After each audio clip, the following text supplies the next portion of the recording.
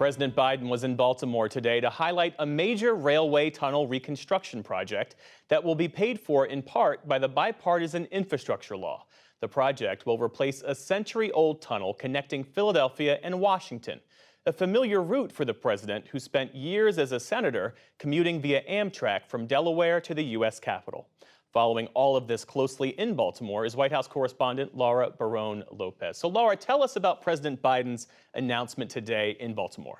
Yeah, but Jeff, President Biden was out here today talking about improvements that will be made to what is the largest bottleneck for commuters along the Northeast Corridor. And what this Baltimore rail tunnel project is going to do is it will replace a 150-year-old Baltimore Potomac tunnel. It's also going to create around 30,000 jobs, and it will increase train speeds from 30 miles per hour to 100 miles per hour. It could also save commuters nearly 450,000 hours per year as they commute along this railway.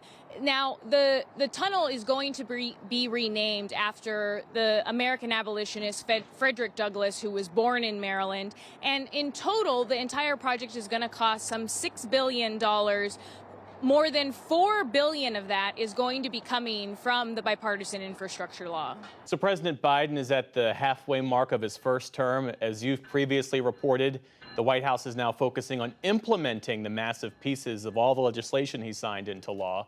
Tell us more about that strategy now that it's being put into practice. So the next 2 years, Jeff, are going to be focused on implementing and selling the laws that the president passed during the first 2 years of his presidency. And President Biden, just like during his 2020 presidential campaign, as well as during the first half of his term, he today talked about how the country was going to compete with China's economic rise. We went through 4 decades where we exported jobs and imported product. We're exporting product and importing jobs now. For too long, we've talked about asserting America's leadership and building the best economy in the world. But we have to have the best economy in the world, you have to have the best infrastructure in the world. Now, a lot of these jobs, from the project here in Baltimore to others across the country, are going to be blue-collar jobs, jobs for people that where it will not require a college degree, and that's something that President Biden talked a lot about today. This is, of course, with an eye towards 2024, Jeff, because the president is trying to win back a number of white working-class voters, those that are not college-educated, that have moved away from the Democratic Party in recent election cycles. So, Laura, this is just the first stop on the president's infrastructure tour this week. Where else is he heading?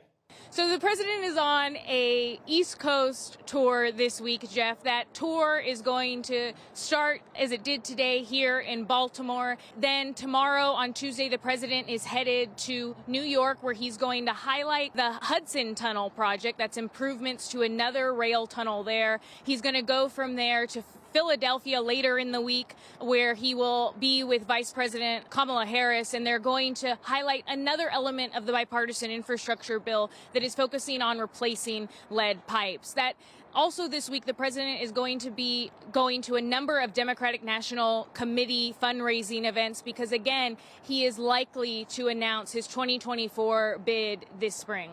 White House correspondent Laura Barrón-Lopez reporting for us from Baltimore tonight. Laura, thank you. Thank you.